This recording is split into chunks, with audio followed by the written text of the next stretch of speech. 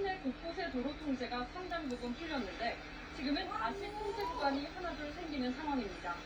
서울 동부간선도로는 중남천 수위가 차량 통제 수위를 넘어서면서 오늘 저녁 6시부터 다시 진입이 통제되고 있습니다. 수락 지하차도부터 성수분기점 양방향 전 구간이 현재 통제되고 있습니다. 통행이 재개된 지 8시간 만입니다. 내부순환로 마장램프에서 성동분기점 양방향도 차량 운행을 할 수 없습니다. 이 밖에 반포대로 잠수교 양방향은 물론 노들로 여의상류에서 한강대교 구간 등이 여전히 통제되고 있습니다. 지난 밤사이 지하철 역사 곳곳이 침수 피해를 입었는데요. 일부 통제 구간도 있었는데 지금은 모두 정상 운행하고 있습니다. 저녁 한때 지하철 3호선 일부 구간의 열차 운행이 중단되기는 했습니다. 오후 6시쯤 3호선 화정역과 원당역 인근에 내린 집중호우로 선로 주변이 침수됐는데요. 30분 만에 복구가 됐고 3호선은 현재 정상 운행하고 있습니다. 어제 내린 큰 비로 일부 구간이 통제됐던 9호선도 발생 가능성이 높은 지역들도 늘고 있습니다. 산림청은 경기도의 산사태 위기경보 경계 단계를 발령했습니다. 경기 부천, 광명, 군포, 그리고 양평, 양주, 가평, 의정부 등의 홍수 경보가 내려진 상황입니다. 피해 사례도 속출했는데요. 경기 광주, 건봉리, 민가에는 산사태가 발생해 민가를 덮쳐서 그런 사고가 발생하긴 했는데 인명 피해는 없었습니다. 그리고 용인 서울고속도로 하산로 터널에는 토사가 덮쳐서 입구가 막히고 목에 계신 주민분들께서는 산 아래 평지로 이동하시는 것이 안전합니다. 실시 기준 사망은 경기도에만 사망 4명, 부상 3명, 그리고 실종 2명입니다. 경기 광주에서는 버스 정류장이 무너져 1명이 숨졌고 그리고 도로 경사면에 흙이 무너져서 또 사망 사고가 발생하기도 했었습니다. 화성 반도체 설비 공장이 등 강원 영서와 북부산지에 호우 경보가 내려져 있습니다. 나머지 9개 시군에는 호우주의보가 발령돼 있습니다. 어제부터 내린 비의 양은 횡성 청일이 284.5mm로 가장 많고 홍천 시동이 225, 철원 장흥 221.5mm 등입니다. 짧은 시간에 이렇게 많은 비가 쏟아지면서 인명피해도 잇따랐습니다. 오늘 오후 2시쯤 나갔다가 급류에 휩쓸려 화를 당한 것으로 추정됩니다. 영월 동강에선 래프팅 사고도 있었습니다. 단체로 보트를 타던 관광객들이 물에 빠졌다가 구조됐지만 이 과정에서 60대 여성 1명이 숨졌습니다. 이 밖에도 횡성군 갑천면 도로 등에서 토사가 유출돼 차량이 통제되기도 했습니다. 비구름대가 중남부 지역을 오가면서 강원도에는 모레까지 또 있습니다. 이에 따라 춘천댐과 의암댐 등 한강 상류수계 댐들도 잇따라 수문을 열고 물을 흘려보내면서 수위 조절에 나서고 있습니다. 내일 오후에는 소양강댐도 2년여 만에 수문을 열고 방류를 할 계획입니다. 피해도 잇따랐습니다. 지금까지 숨진 사람이 9명, 빗물에 휩쓸려 실종된 사람도 6명으로 집계됐습니다. 먼저 이세연 기자가 정리했습니다. 대로를 가득 채운 흙탕물이 빠르게 쏟아져 내려옵니다. 무릎 높이까지 차오른 물을 시민들이 위태롭게 헤쳐나갑니다.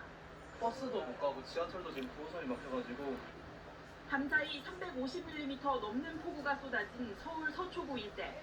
차들이 멈춰서고 뒤엉킬 정도로 거센 물살이 도로를 휩쓸었습니다. 차들이 진입을 해서 시동이 꺼져가지고 엉켜서 완전히 교통은 마비됐고 이러다 보니 인근 건물에서도 침수가 속출했습니다. 지하 4층까지 물이 들어찬 이 상가에선 시민 1명이 급류에 휩쓸려 들어갔다는 목격자 신고가 접수됐습니다. 물을 퍼내는 데만 사나흘 걸릴 것으로 보여 수색 구조가 지체되고 있습니다. 서울, 경기에서만 모두 6명이 실종됐습니다. 안타까운 사망도 잇따랐습니다.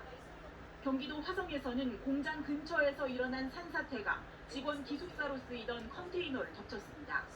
노동자 1명이 매몰수가 쏟아진 경기도 광주에선 쏟아진 토사가 버스 정류장을 흔적도 없이 쓸어버렸습니다. 차를 기다리던 시민 1명이 목숨을 잃고 말았습니다. 이 밖에도 반지하 주택에 살던 주민들이 불어난 물에 갇혀 숨지는 등 지금까지 모두 9명이 사망한 것으로 집계됐습니다. KBS 뉴스 이세연입니다. 적 폭우가 쏟아진 어젯밤 8시쯤 이 반지하 주택은 순식간 이 정도 압력이면 고정된 맨홀 뚜껑도 떨어져 나갈 만합니다. 하지만 보이는 현상이 오히려 덜 위험하고 속수무책인 것은 보이지 않게 열려있는 맨홀입니다.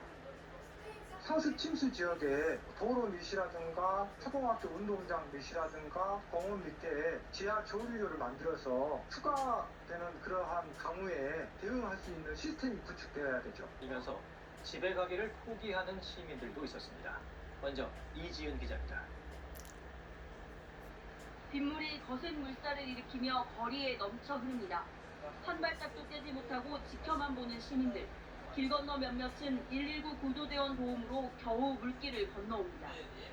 구조대원이 와서 이제 그 밧줄 연결을 해서 이렇게 건너서 1시간 정도 기다렸다가 이제 건넜던 것 같거든요. 터미널과 지하철역 주변도 빗물이 차오를 대로 차올라 귀갓길 시민들은 발을 동동 굴러야 했습니다. 아예 귀가를 포기한 경우도 속출했습니다. 지금은 아예 잠겨버려서 차오른 물에 오도 가도 못하고 멈춰섰습니다. 곳곳에 하수관이 역류하면서 통행을 더욱 어렵게 했습니다. 제일 큰 게 또 역류를 해서 인도의 물살이 너무 세서 인도를 지나기도 어렵더라고요. 차량들도 도로 한가운데 생긴 구멍에 속수무책으로 걸려들었습니다.